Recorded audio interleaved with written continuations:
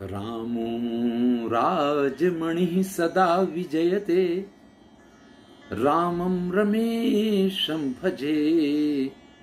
रामेण विहता निशाचरचमू, रामाय तस्मै नमः। रामान्नास्ति परायणं परतरं, रामस्य दासोऽस्म्यहम्। रामे चित्तलया सदा भवतु मे, हे राम मां पालय। अत्रोपस्थितान् सर्वान् संस्कृतानुरागी वृन्दान् अभिवादये। धन्याः सन्ति, प्रशंसनीयाः सन्ति, अनुकरणीयाः च सन्ति ते संस्कृतानुरागी महाभागाः श्रीमती भावना रावलः, डॉक्टर मिहिर उपाध्याय प्रवृत्तयाः। ये संस्कृतस्य प्रचारार्थं प्रसारार्थं विकासार्थं च कृतसंकल्पाः कृतोद्योगाः सफलमनोरथाः च सन्ति। सर्वान् भूयो भूयो अभिवादये। देखिए, जीवन में प्रत्येक व्यक्ति जो है वो अच्छे कार्य करने की इच्छा तो रखता है, संकल्प भी करता है, लेकिन होता क्या है कि प्रमाद उसको कार्य नहीं करने देता। कुछ लोग कार्य में लगते भी हैं, लेकिन होता क्या है कि उसके मनोरथ सफल हो जाएं ये जरूरी नहीं है। लेकिन यहाँ डॉक्टर मिहिर उपाध्याय, ये सौभाग्य की बात है, वो कृत संकल्प भी है, कृत प्रयत्न भी है और सफल मनोरथ भी। तो सबको अभिवादन करके मैं चाणक्य नीति के विषय पे आता हूं। देखिए, जीवन में प्रत्येक व्यक्ति आज दौड़ रहा है, लक्ष्य पता नहीं। हमारा लक्ष्य क्या है? सुख, आनंद या उसके साधन? हमें पता नहीं, दौड़ते चले जा रहे हैं। पिता अपने बच्चों से कहता है, गुरु अपने शिष्य से कहता है, आज जितने आप ट्यूशन क्लास देखते हैं, आप जितनी अकादमी देखते हैं, आप जितनी ये सारी चीजें देखते हैं, ये सब इसी की देन है। हमारे समय में तो इस प्रकार के स्कूल भी नहीं हुआ करते थे। वही प्राइमरी सरकारी पाठशालाएं थी, उनमें पढ़ लिया करते थे। और फिर भी मुझे नहीं लगता है कि किसी चीज का अभाव हमारे लिए है, क्योंकि आज मुख्य बात हमें कुछ और ही सिखा दी गई है। आज हमें ये बता दिया गया है कि आपके पास साधन है तो आप सब कुछ प्राप्त कर लिए हैं। लोगों के पास कार होती है और बस की सवारी करते हैं। लोगों के पास सारी जिंदगी में धन जुटा करके जिस घर को बनाते हैं, उस घर में वो रह नहीं सकते। तो भैया, सारा जीवन साधनों के पीछे नहीं गुजारना है, सुख के पीछे गुजारना है। तो उस सुख की प्राप्ति कैसे हो? अगर आपको जीवन में वास्तविक सुख को समझना है तो संस्कृत साहित्य के पास आपको आना पड़ेगा। और जब आप संस्कृत साहित्य के पास आएंगे तो हमारी वैदिक परंपरा से शुरू होकर के आपको सुख प्राप्ति के बहुत सारे मार्ग बताए गए। ऋग्वेद में जाइए या सभी वेदों में जाइए, यज्ञ यागादि कर्मकांड आपको बताए जाते हैं। ये सब क्या है? परोपकार के साधन हैं। अगर आप परोपकार करेंगे, अगर आप लोगों के लिए कुछ करेंगे, तो आपको स्वाभाविक रूप से सुख की प्राप्ति होगी। लेकिन आज तो हमें यह बताया जाता है कि नहीं बेटा, अपने परसेंटेज लाने के लिए अपनी बुक जो है किसी के साथ शेयर नहीं करना, नहीं तो उसके परसेंटेज आपसे ज्यादा आ जाएंगे। अरे, हमारे यहां विद्या के लिए क्या कहा जाता था?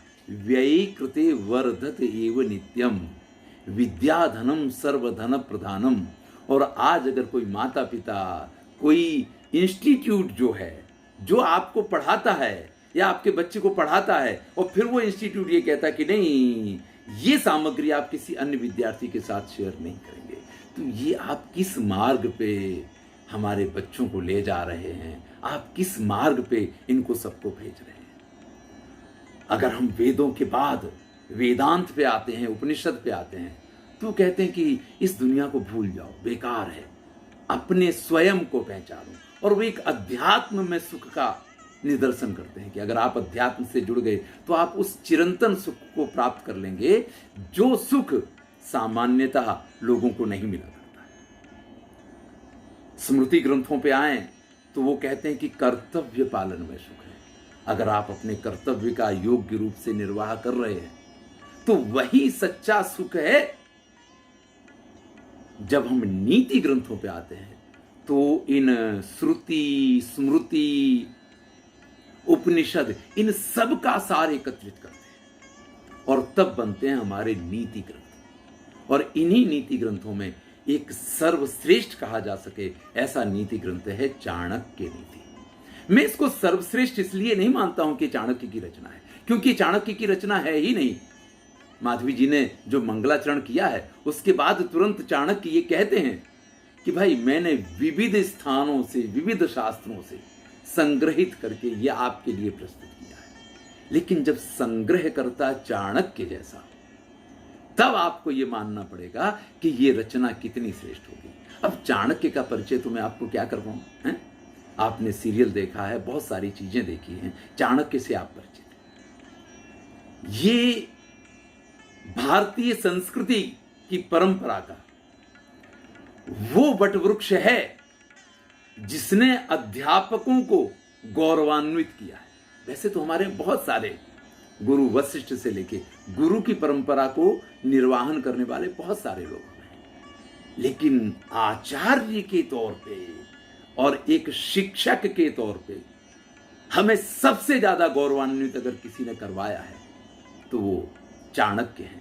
इसमें कोई दो राय नहीं। उनकी पंक्तियां कि शिक्षक कभी साधारण नहीं होता है, उसकी गोद में सृष्टि और प्रलय पलते हैं, ये बड़ी प्रसिद्ध पंक्तियां, और एक नहीं ऐसी तो बहुत सारी पंक्तियां हैं। चलिए, चाणक्य ने हम सबके लिए, हम सबके कल्याण के लिए ऐसे ही नीतिपरक श्लोकों का संग्रह जो किया उसको हम चाणक्य नीति के नाम से जानते हैं। बड़ा ही सुंदर ग्रंथ है, क्योंकि जब कोई एक व्यक्ति लिखता है ना तो वो शायद कोई विषय, कोई क्षेत्र उससे छूट जाए।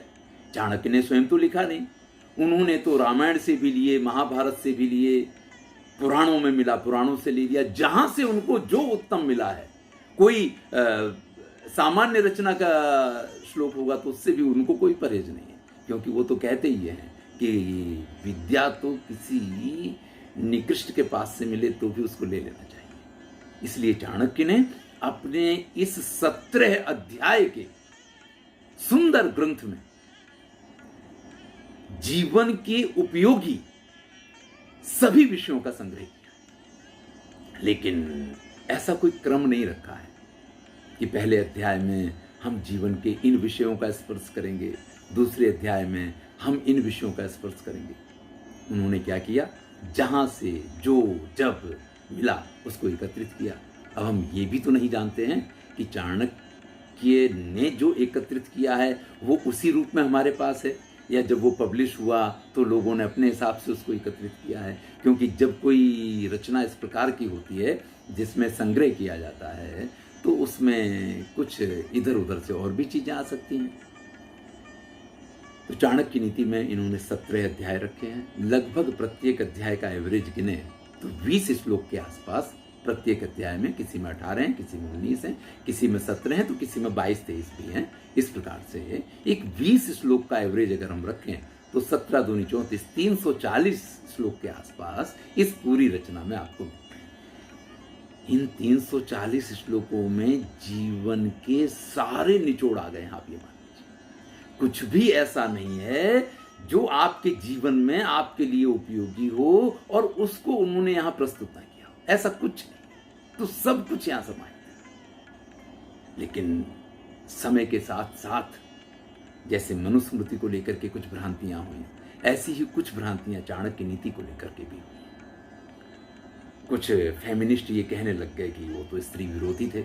चलिए, आज हम चाणक्य नीति का परिचय से ज्यादा ना देते हुए, क्योंकि रचना में 17 अध्याय हैं और 340 श्लोक हैं, सबका परिचय देना संभव नहीं है।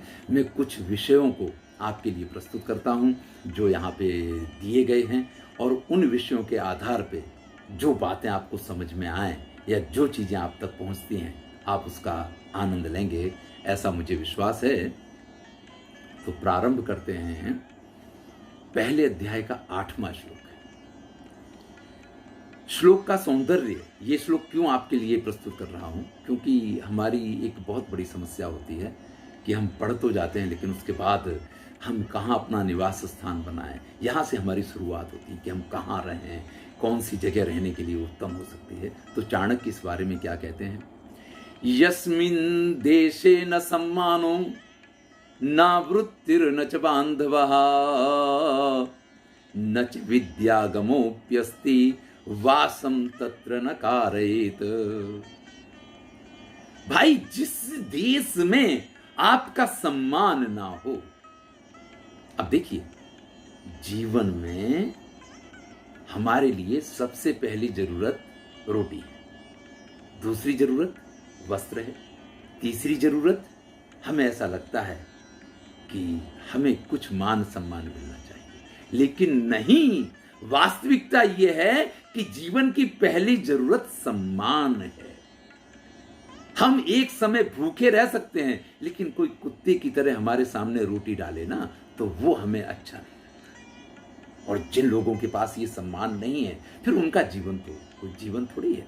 आप एक प्राणी को भी अगर सम्मान के साथ में, प्रेम के साथ में बुलाते हैं ना, तो वो जिस प्रकार से आपके साथ व्यवहार करता है, और अगर उसके साथ सम्मान का व्यवहार ना करें तो वो भी जिस प्रकार से आपके पास आना पसंद नहीं करता है। चाणक्य कहते हैं कि यस्मिन् देशे न सम्मानो, भैया जिस देश में सम्मान नहीं होता हो वहां नहीं रहना चाहिए। न वृत्तिर, अगर आजीविका का बहुत बड़ा साधन है। देखिए, कई बार ऐसा होता है कि लोग बाग यहाँ से कनाडा, अमेरिका, ऐसे कंट्रियों में दौड़ते रहते हैं धन के लिए, धन प्राप्ति के लिए। वहाँ सम्मान होगा, ये मैं ऐसा नहीं कहता हूँ कि सभी को सम्मान नहीं मिलता है, लेकिन बहुत सारे लोगों के जिनके अनुभव मैंने सुने हैं वो ये कहते हैं कि नहीं, सम्मान तो नहीं होता है। लोग हमें इस दृष्टि से नहीं देखते हैं कि जिस दृष्टि से हम अपने घर में देखे जाते हैं, अपने नगर में देखे जाते हैं, या अपने भारतवर्ष में देखे जाते हैं। इस दृष्टि से तो हमें लोग नहीं ही देखते। लेकिन आजीविका है इसलिए वहां जाते हैं। अरे भाई, आजीविका भी नहीं हो, सम्मान भी नहीं हो, लेकिन आपके सगे संबंधी हैं, आपके बांधव वहां पे हैं, तो वहां तो जाना पड़ता है। वहां आप निवास बना सकते हैं क्योंकि उनका साथ एक बहुत बड़ा जीवन का आनंद होता है।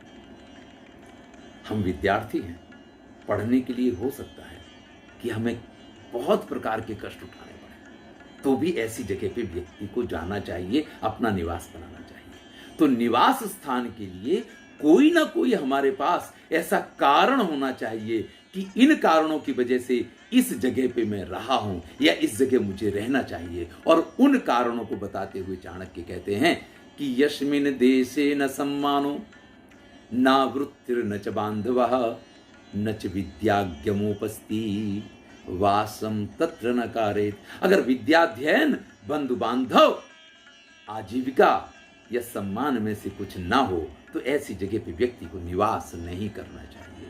चलिए भैया, निवास करने का निर्णय किया तो अगर आप अपना घर बनवा रहे हैं तो किन किन चीजों का ख्याल रखना चाहिए, उसी के बाद का 9वां श्लोक है।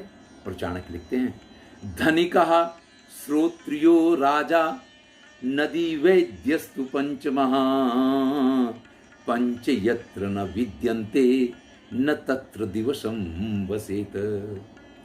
भैया, जिस स्थान पे कोई धनिक, कोई श्रोत्री यानी विद्वान, कोई राजा यानी शासक, नदी यानी जल, वैद्य यानी डॉक्टर, ये 5 चीजें जिस जगह पे इनके साधन ना हो वहां एक रात या एक दिन भी नहीं ठहरना चाहिए।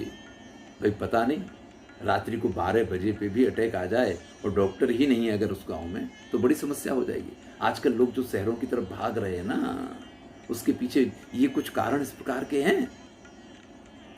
यहां धनिक के शब्द की व्याख्या जरा करनी पड़ेगी। धनिक, अरे भाई, कोई पैसे वाला किसी जगह रह रहा है तो उसका लाभ है हमें या नहीं है? हाँ, हमारे यहां धनिक उनको नहीं कहा गया जिनके पास पैसा है। हमारे यहां धनिक उन्हीं को माना गया है जिनका धन लोगों के लिए खर्च होता है, वही धनिक है।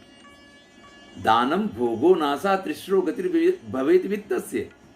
नीति शतककार भर्तृहरि लिखते हैं कि पैसे के 3 ही मार्ग हैं, दान कर लो, भोग कर लो, नहीं तो नाश तो होने ही वाला है। तो भैया जो धनिक हैं वो धन, उन्हीं का धन वास्तव में धन माना गया है जो लोगों के काम में आता है। तो ऐसा अगर धनिक है तो कभी भी किसी भी समय अगर आवश्यकता पड़ती है तो आपकी मदद कर सकता है। श्रोत्रिय विद्वान का होना बहुत जरूरी है, क्योंकि कभी भी किसी समस्या में व्यक्ति पड़े तो विद्वान ही मार्गदर्शक बना करता है। आप महाराज दशरथ से लेकर के किसी भी उत्तम कुल की परंपरा को देख लेंगे ना, कोई भी कार्य करना हो तो अपने गुरु को बुलाते हैं, गुरु वशिष्ठ को बुलाएंगे, जनक महाराज शतानंद को बुलाते हैं, यही परंपरा थी। पांडवों के पास कोई पुरोहित नहीं था तो उन्होंने धौम्य को पुरोहित बनाया और तभी सफल हुए हैं। तो ये हमारी एक परंपरा है। तो जहां श्रोत्री विद्वान ना हो, जहां कोई ऐसा श्रेष्ठ पुरोहित ना हो, तो भैया उस स्थान पे भी नहीं रहना चाहिए। राजा का अर्थ यहाँ शासक है। अब भैया जब शासन ही नहीं होगा तो अराजकता होगी, और जहां अराजकता होगी वहां तो आप कैसे निवास कर सकते हैं, वहां तो कैसे रह सकते हैं। नदी जल पहली आवश्यकता है। आप देखिए जितनी हमारी विशाल संस्कृतियां हैं वो सभी नदियों के किनारे हैं। आजकल ठीक है कि हम नल चालू करें और हमारे घर पे पानी पहुंच जाता है, कॉरपोरेशन ने इस प्रकार की व्यवस्थाएं की हैं, लेकिन पहले तो ऐसी स्थितियां नहीं थी ना, इसलिए पानी की जगह नदी शब्द का प्रयोग किया गया है। हम इसका अर्थ समझें जल। अगर जल की उत्तम व्यवस्था नहीं है तो आप वहां कैसे रह पाएंगे। जीवन जल में ही विद्यमान है। और वैद्य, डॉक्टर, इसको हमारे भगवान का दर्जा दिया जाता है। आज चाहे वो व्यवसायी हो गया हो, चाहे वो कुछ भी हो गया हो, मुझे उसके ऊपर कोई टिप्पणी नहीं करनी है। समय के साथ सारी चीजें बदलती रहती हैं। जब वो 25 लाख खर्च करके एडमिशन लेगा तो भैया बाद में वो 25 लाख कमाने के लिए इस प्रकार का व्यवहार भी करेगा। लेकिन जहां वैद्य यानी कि डॉक्टर ना हो, ऐसी किसी जगह पे पंच यत्र न विद्यन्ते न तत्र दिवसम वसित। चाणक्य तो ये कहते हैं कि ऐसी जगह पे एक दिन भी नहीं रहना चाहिए। चलिए लगातार तो नहीं देखेंगे, कुछ अच्छी अच्छी बातें जो दी गई हैं। वैसे तो चाणक्य नीति ही संपूर्ण इससे भरी हुई है, तो मैं किस श्लोक को छोड़ दूं। फिर भी मेरी प्रिय और मुझे जो बहुत अच्छे लगते हैं ऐसे कुछ श्लोकों से आज आपका परिचय करा रहा हूँ। अगर आपको संपूर्ण चाणक्य नीति देखनी है तो आप मेरे YouTube चैनल का, जिसका परिचय मिहिर उपाध्याय जी ने करवाया, संस्कृत साहित्य एवं संस्कृति उसका नाम है, उसमें 17 के 17 अध्याय के एक श्लोक के ऊपर मैंने चर्चा की है, तो आप वहां जा सकते हैं। चलिए 13वां श्लोक है पहले अध्याय का। यो ध्रुवाणी परित्यज्य अध्रुवम परिसेवते ध्रुवाणी तस्य नश्यन्ति अध्रुवम नष्टमेवहि। बड़ा ही प्रसिद्ध श्लोक है और ये बड़ी ही नीतिपरक बात है। हमें हर बच्चे को ये बात सिखानी चाहिए, उसको इस चीज का ज्ञान होना चाहिए कि आपके पास जो निश्चित रूप से विद्यमान है, सबसे पहले आपको उसकी वैल्यू करनी चाहिए, सबसे पहले आपको उसको जानना चाहिए। कई बार क्या होता है, हिंदी में भी इसको कहा गया कि आधी छोड़ पूरी को धावे, आधी मिले न पूरी पावे। यही स्थिति हो जाती है कि व्यक्ति के लिए जब वो जो उसके पास निश्चित रूप से है उसका ध्यान नहीं देता है, उसके लिए कोई वैल्यू नहीं होती है, और जो निश्चित नहीं है उसके पीछे दौड़ता रहता है। ये हर चीज में काम लगेगा। ये धन के संदर्भ में भी हो सकता है, ये आजीविका के संदर्भ में भी हो सकता है, ये प्रेम के संदर्भ में भी हो सकता है।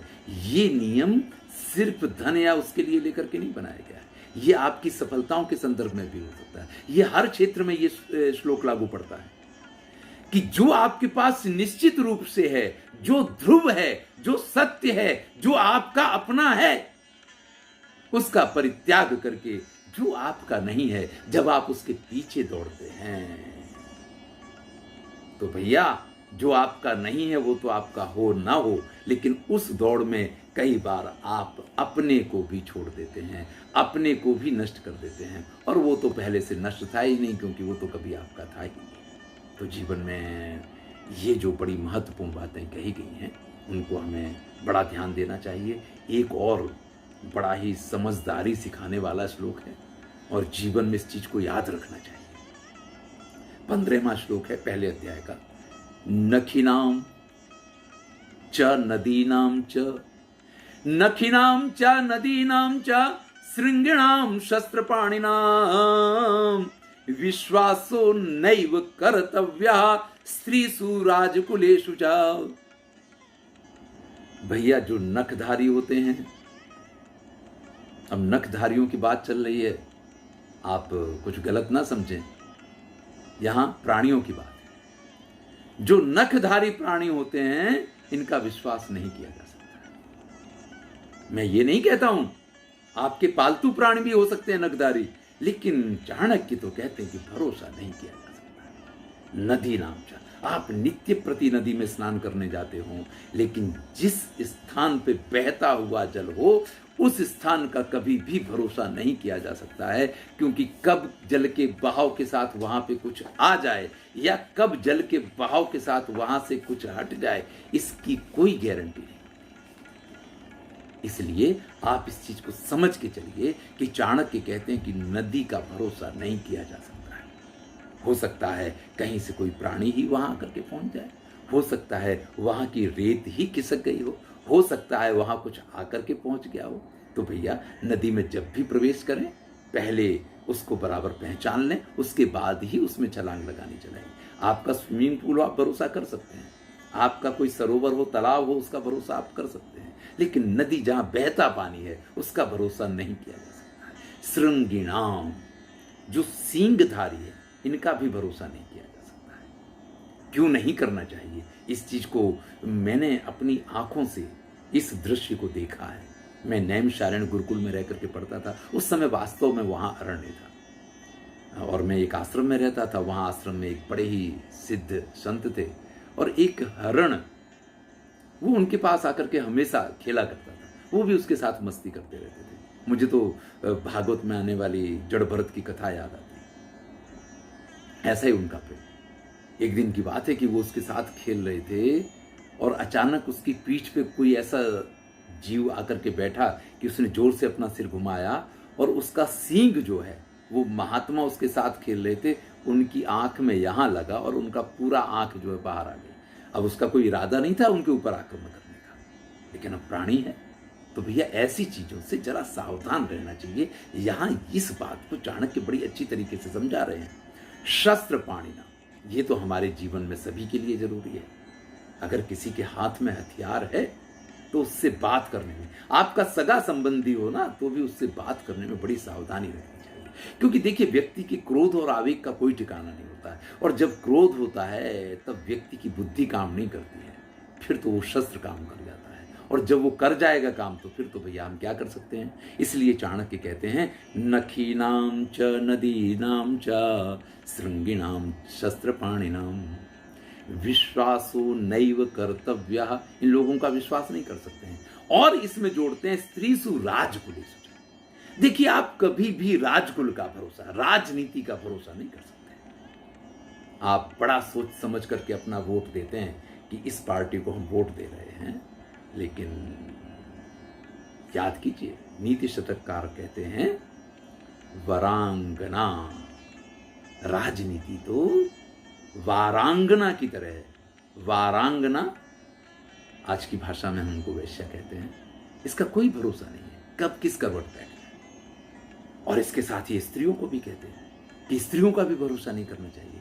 अब देखिए स्त्री का अर्थ पत्नी नहीं होता है, यही हमारी समस्या है। हम राजनीति कार के साथ में स्त्री शब्द को जोड़ा गया, फिर भी हम इसके अर्थ को नहीं समझ पा रहे हैं और हम चाणक्य के ऊपर टीका करने लगे। यहां स्त्री शब्द का अर्थ स्त्री के लिए पुरुष और पुरुष के लिए स्त्री है। अगर आप इस प्रकार से चाणक्य को समझेंगे तभी आप वास्तविक अर्थ पे पहुंच पाएंगे। पति पत्नी एक दूसरे का भरोसा नहीं करेगा, इसकी बात ही नहीं है। लेकिन आप अगर कहीं बाहर निकले हैं, कोई स्त्री आपको मिल जाती है या कोई स्त्री बाहर निकली, कोई पुरुष आपको मिल जाता है, तो आप उनका विश्वास नहीं कर सकते हैं।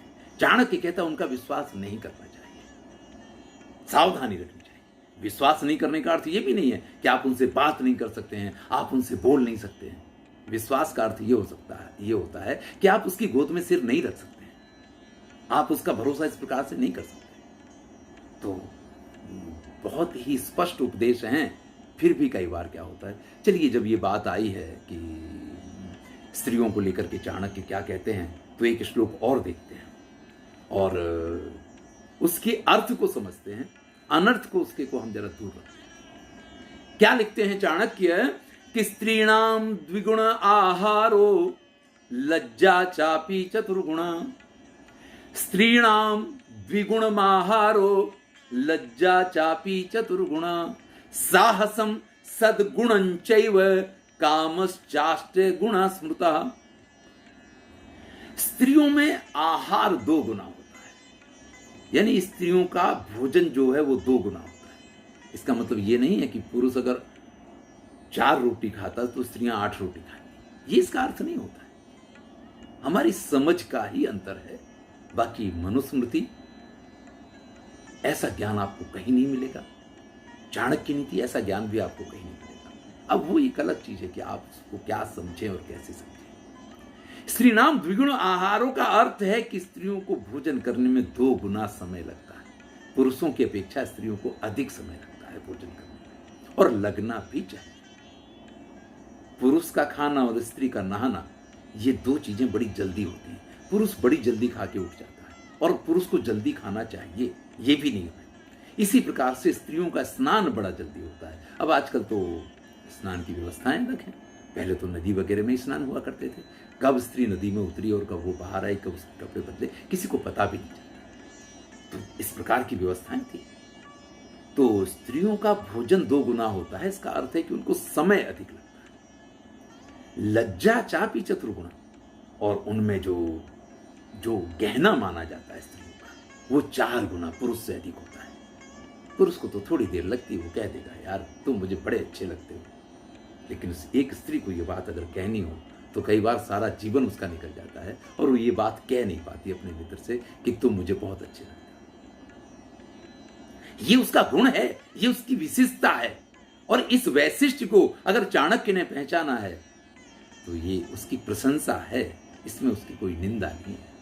साहसम सद्गुण षड्गुणम, ये बिल्कुल निश्चित बात है कि स्त्रियों में पुरुषों की अपेक्षा साहस 6 गुना अधिक होता है। अब साहस 6 गुना का अर्थ क्या है?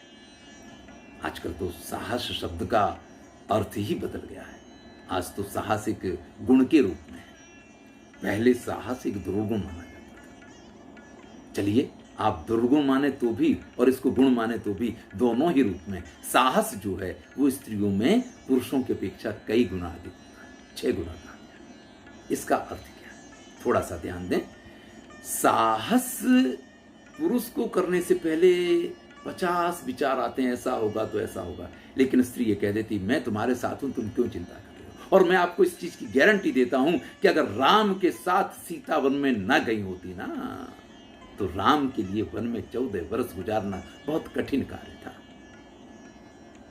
ये जो साहस है, राम को तो वनवास मिला था इसलिए राम वन में गए थे, लेकिन सीता को कोई वनवास नहीं दिया गया था। सीता राम के साथ के लिए बनी। और इसमें कामश्चाष्ट गुणा स्मृता, 8 गुना काम जो है, ये प्रेम भी उसमें आ जाता है। ये स्त्री का प्रेम होता है। ये स्त्री की एक भावना इस प्रकार की होती है कि इस भावना तक पुरुष तो पहुंच ही नहीं सकता। अभी एक बड़ी सुंदर एडवर्टाइजमेंट आता है, मैंने कई बार रेडियो पे सुना है कि बाप तो बैटरी से चलते हैं ना, मेरे पास तो हृदय स्त्री, ऐसा कहती है। लेकिन ये सत्य है कि स्त्रियां जब कोई निर्णय करती हैं तो वो हृदय से अधिक निर्णय करती हैं, वो बुद्धि से उतना निर्णय नहीं करती हैं। इसलिए साहस भी वो कई गुना ज्यादा कर सकती हैं, और प्रेम में तो वो होती ही सबसे आगे। लेकिन पुरुष निर्णय करने से पहले हृदय की जगह बुद्धि का उपयोग करता है, और इसीलिए कई बार ऐसा होता है कि लोग ऐसा मानते हैं कि बच्चों के लिए माता की आवश्यकता पिता की अपेक्षा अधिक है। यानी बिना पिता का बालक जो है वो सरवाइव कर सकता है, लेकिन बिना माता का बालक जो है वो उस तरीके से उतनी अच्छी तरीके से अपना जीवन आगे नहीं बढ़ा पाता। चलिए दूसरे अध्याय पे चलते हैं। मैंने कहा कि कुछ श्लोक आपके साथ शेयर करने हैं। बड़ा सुंदर श्लोक है और विषय भी ऐसा है। भोज्यम भोजन शक्तिश्च रति शक्तिर्वरांगना विभवो दान शक्तिश्च नाल्पस्य तपसा फलम। भैया भोजन और भोजन करने की शक्ति। आपने कहावत सुनी होगी, जब चना थे तब दांत नहीं थे, और जब दांत आए तब चना नहीं रह गए। ये दांत भी हों और चने भी हों। चाणक्य कहते हैं, ना अल्प तपसा फलम, ये कोई छोटी मोटी तपस्या के फल स्वरूप ये चीजें प्राप्त नहीं होती हैं। क्या क्या कहा है? भोजन और भोजन करने की शक्ति, प्रेम और सुंदर स्त्री, स्त्री के लिए सुंदर पुरुष। ये वायसा वर्सेस है। देखिए, यहां अगर ये कहा गया कि वरांगना, तो ये पुरुष के लिए है, लेकिन वहीं आप इस चीज को समझ लें कि स्त्री के लिए भी तो ये चीज लागू पड़ती है। तो सुंदर पुरुष। विभव दान शक्ति, विभव यानी आपके पास संपत्ति हो और दान करने की इच्छा शक्ति। भाई, ये चीजें थोड़ी तपस्या से नहीं होती। मुझे कई बार याद आता है, बचपन में मैं छोटा था, 8वीं में पढ़ता था, उस समय मैं मथुरा रह करके पढ़ा करता था। एक जवाहर कुल्फी आइसक्रीम बेचा करता था। जवाहर की आइसक्रीम आती थी वहाँ, 50 पैसे की आती थी, लेकिन 50 पैसे नहीं हुआ करते थे। जैसे तैसे करके कभी मिल गया पैसा कहीं से तो उसको खाते थे। तो ये सोचते थे जिस दिन नौकरी मिल जाएगी ना, उस दिन इस पूरी लारी वाले को खड़ा रख के सारी आइसक्रीम इसकी खरीद लूंगा और सारी आइसक्रीम खाऊंगा। मुझे नौकरी मिल गई, मैं बड़ा हुआ और फिर मथुरा गया और वही जवाहर की आइसक्रीम का एक लारी देखी, ठेला देखा, वहां उसको ठेला बोलते हैं, और उसके पास गया। मैं कह 2 दे दो। बड़ी मेहनत करके मांगी तो कितनी मांग पाया? 2 मांग पाया, क्योंकि फिर ये हुआ कि ज्यादा खा लेंगे तो तबीयत बिगड़ जाएगी, ये हो जाएगा, वो हो जाएगा। यानी जब हमें भोजन करने की इच्छाएं होती हैं, जब हमारा खाने का मन होता है, जब हमारे पास खाने की शक्ति है, तब हमारे पास भोजन नहीं होता है। आज तक भी मैं वो इच्छा पूर्ण नहीं कर पाया कि वो पूरी लारी आइसक्रीम की दुकान पे जाऊं, उससे कहूं कि जितनी आइसक्रीम है सारी मुझे भर के दे दे, मेरे को सारी लेके जानी है। कभी नहीं कर पाया। ऐसा नहीं है कि आज वो शक्ति नहीं है, शक्ति तो है, लेकिन अब वो भोजन करने की क्षमता नहीं है। तब तो जो खा लेते थे, जैसे खा लो सब हजम। वो कहते हैं कि लक्कड़ पत्थर भी हजम हो जाए, इस प्रकार की स्थिति थी। तो तब ये भोजन शक्ति थी, लेकिन तब भोजन इस प्रकार से जो चाहे वो नहीं मिल सकता था। इसी प्रकार से नवयुवानी में व्यक्ति के पास इस प्रकार का, जब वो संभोग का संपूर्ण आनंद लेने की शक्ति होती है, तो उसको जो चाहिए ऐसा सुंदर सामने का व्यक्ति नहीं मिला करता है।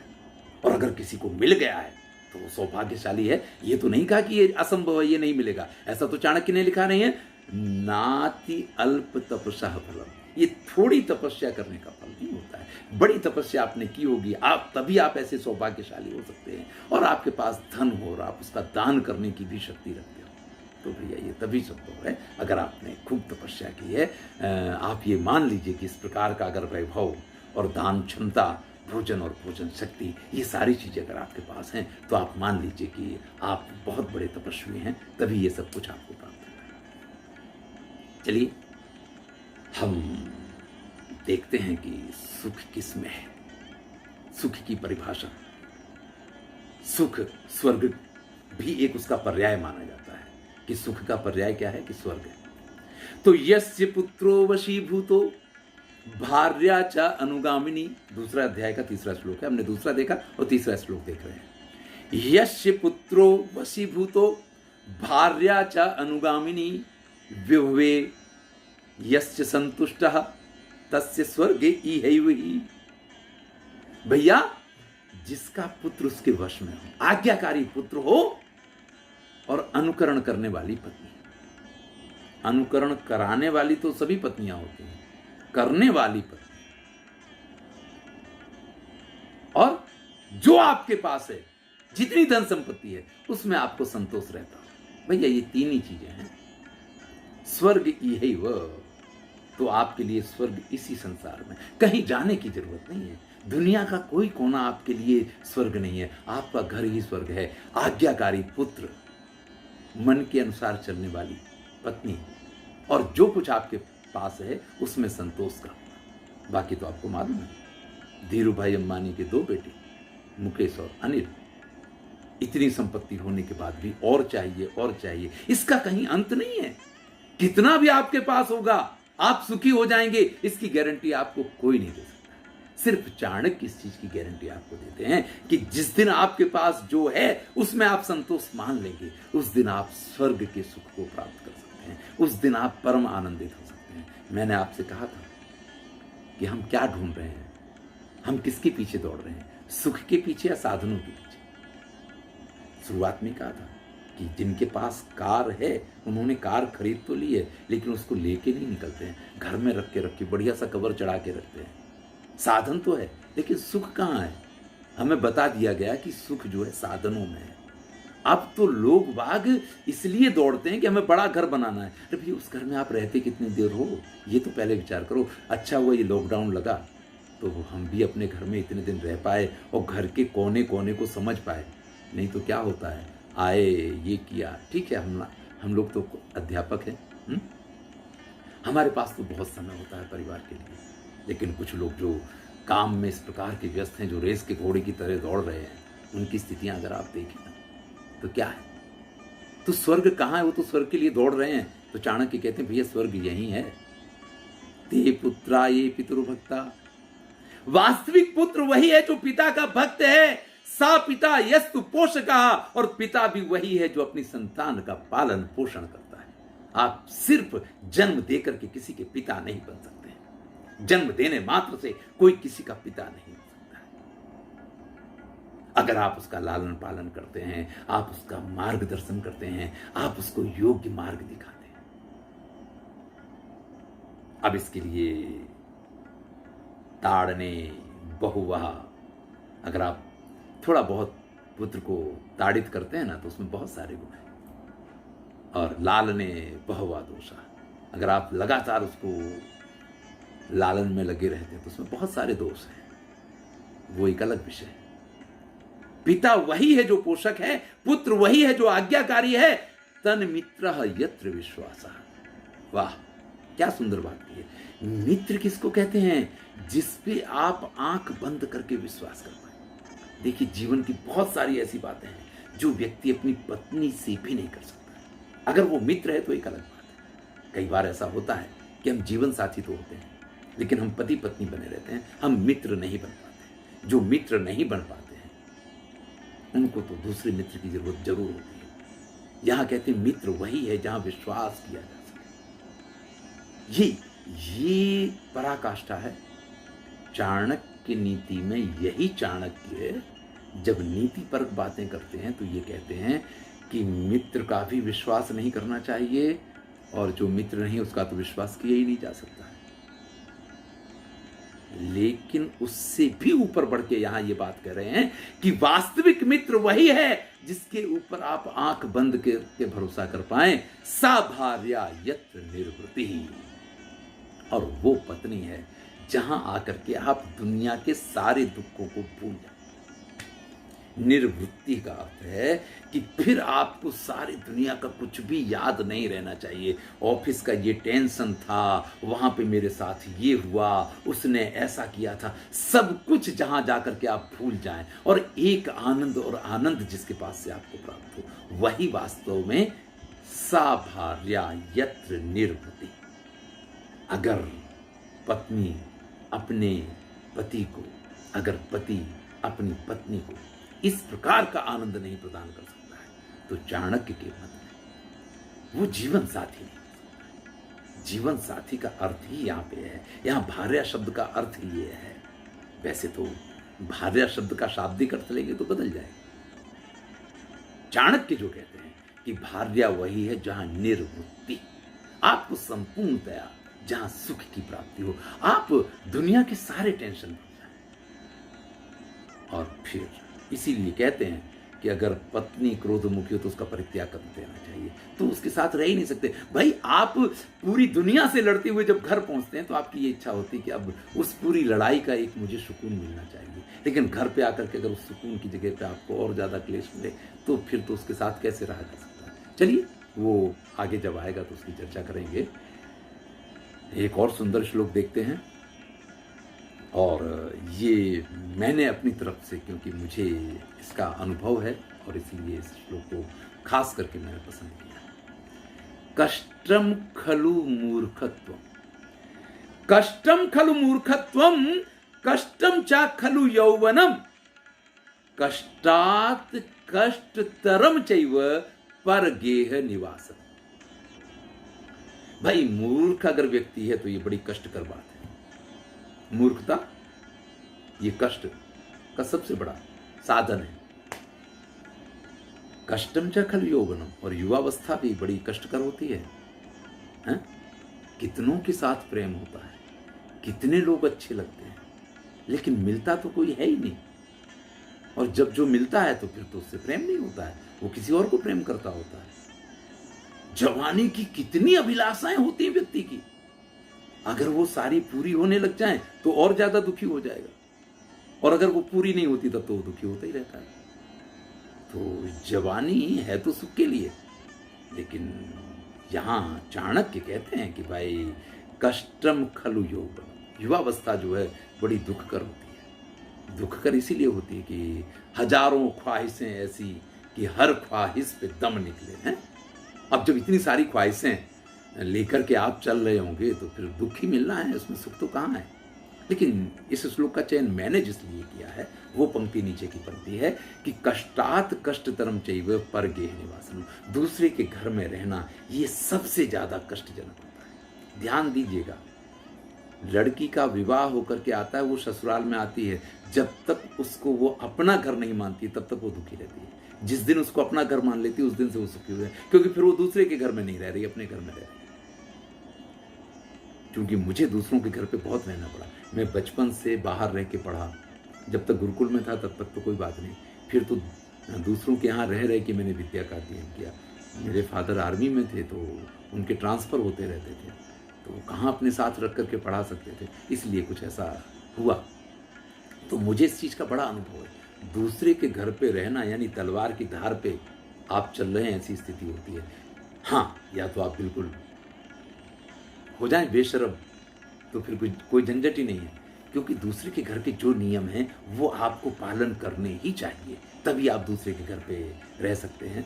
तो ये बड़ा ही दुखद हुआ करता है। सबसे ज़्यादा दुखद माना है आचार्य चाणक्य ने दूसरे के घर पे रहने को। अब भाई मैं अध्यापक हूँ, आप भी संस्कृतानुरागी विद्यार्थी की तरह बैठे हुए हैं। अब आप में से कितने विद्यार्थी हैं तो मुझे नहीं मालूम है, लेकिन मैं तो सभी को विद्यार्थी मानता हूँ, और अध्यापक हैं तो भी कोई परेशानी नहीं है। ये तो कोई भी व्यक्ति, उसके लिए चाणक्य क्या कहते हैं, श्लोकेन वा तदर्धेन तद अर्धार्धाक्षरेण च अवध्यम दिवसम कुर्यात दानाध्ययन कर्म भी। भैया ये सभी लोग ध्यान से सुने। आप एक श्लोक पढ़ें, आधा श्लोक पढ़ें, आधे श्लोक का भी आधा श्लोक पढ़ें, चाहे एक अक्षर पढ़ें चाहे आधा अक्षर पढ़ें, लेकिन पढ़ें। अवध्यम दिवसम कुर्यात, इससे आपका दिन जो है ना वो निरर्थक में से सार्थक हो जाएगा। अबंध्यम का अर्थ होता है सार्थक बनाना। आप पढ़ करके किसी भी प्रकार का अध्ययन करके अपने दिन को सार्थक बना सकते हैं। अब भैया अगर आपके पास समय ना हो पढ़ने का तो हमारे जैसे किसी चैनल पे चले जाइए और कान में ईयरफोन लगा लीजिए और सुन लीजिए एक वीडियो, तो बहुत सारी चीज़ें आपको सुन के भी पढ़ने का आनंद मिल जाएगा। तो अब तो बहुत सारी ऐसी सुविधाएं हैं, लेकिन हम जब सुनते हैं तब भी कुछ ऐसा सुन रहे होते हैं कि जिसमें से हमें किस प्रकार के आनंद की प्राप्ति होती है। तो थोड़ा सा यहाँ चाणक्य ये कहते हैं कि व्यक्ति को अपने जीवन को सार्थक बनाना चाहिए, और जीवन का सार्थक बनाने का साधन जो है आपको कुछ ना कुछ पढ़ना चाहिए। या श्लोक, आधा श्लोक, आधे श्लोक का आधा श्लोक, अरे भैया एक अक्षर पढ़ो, उसका आधा अक्षर पढ़ो, लेकिन पढ़ो और दान करो। कुछ ना कुछ दूसरों के परोपकार के लिए आपको करना चाहिए। ये दो चीजें ऐसी हैं कि अगर आप प्रतिदिन दिन में अगर एक बार किसी के कल्याण के लिए कुछ करते नहीं हैं और अपने कल्याण के लिए पढ़ते नहीं हैं, तो फिर वो दिन आपका निरर्थक हो गया भैया। तो दिन को सार्थक बनाने के लिए ऐसा नहीं है कि आप दूसरों की भलाई सिर्फ पैसा दे के कर सकते हैं। आप किसी को बता सकते हैं कि देखिए संस्कृत संस्थान चलता है, ये एकलव्य अकादमी चलती है जो आपको संस्कृत का इस प्रकार से ज्ञान देती है, तो किसी का भला आप इस प्रकार से भी कर सकते हैं। आप इन चीज़ों के प्रचार प्रसार के द्वारा भी इस कार्य को कर सकते हैं। ये भी किसी की भलाई का कार्य है। तो दान का अर्थ सिर्फ पैसा नहीं है, श्रम दान होता है, तरह तरह के दान हैं। श्रीमद् भगवद गीता में तो है पूरा इस प्रकार का प्रकरण है, उसको पूरी बात को प्रस्तुत किया गया है। आपको देखना है तो 4वां अध्याय देखें श्रीमद् भगवद गीता का। तो अपने दिन को व्यक्ति को सफल बनाना चाहिए, और सफल बनाने का जो माध्यम है वो उन्होंने अध्ययन को माना है, और अध्ययन के अतिरिक्त उन्होंने दान को माना है। यहाँ दान को मैंने कहा कि सिर्फ धन का दान ही दान नहीं होता है। मेरे ख्याल से हम समाप्ति की तरफ बढ़ रहे हैं, लेकिन कुछ बहुत ही सुंदर श्लोक हैं, अगर उनको मैं नहीं लूँगा तो शायद मुझे थोड़ा सा असंतोष रहेगा। तो 1-2 श्लोक अगर समय है तो उनको हम जरूर देखना चाहेंगे। एक ये है, आचारः कुलमाख्याति, आचारः कुलमाख्याति देशमाख्याति भाषण, संभ्रमः स्नेहमाख्याति वपु आख्याति भोजन। मैं थोड़ा सा इसमें और भी वो करता हूं। देखिए, आपका व्यवहार कैसा है, आपका आचार कैसा है, ये आपकी कुल का परिचय देता है। मेरा जन्म कहां होगा? दैवायत्तम कुले जन्म, मदायत्तम तु पौरुषम। ये कर्ण का बड़ा ही प्रसिद्ध वाक्य है कि मुझे जन्म कहां मिला ये तो मैं नहीं कह सकता हूं, लेकिन मुझे क्या करना ये तो मैं निर्णय करूंगा। तो जब भी मैं व्यवहार करता हूं, कई बार मैं ऐसा कहता हूं कि अगर आप किसी के साथ वाद विवाद में पड़ रहे हैं तो उसने अपनी क्या स्थिति है वो तो व्यक्त की, लेकिन आपने भी अपनी स्थिति को व्यक्त कर दिया। इसलिए आपका जो आचार विचार है, आपका जो व्यवहार है, वो आपकी कुल को व्यक्त करता है। आपकी भाषा आपके देश को व्यक्त करती है।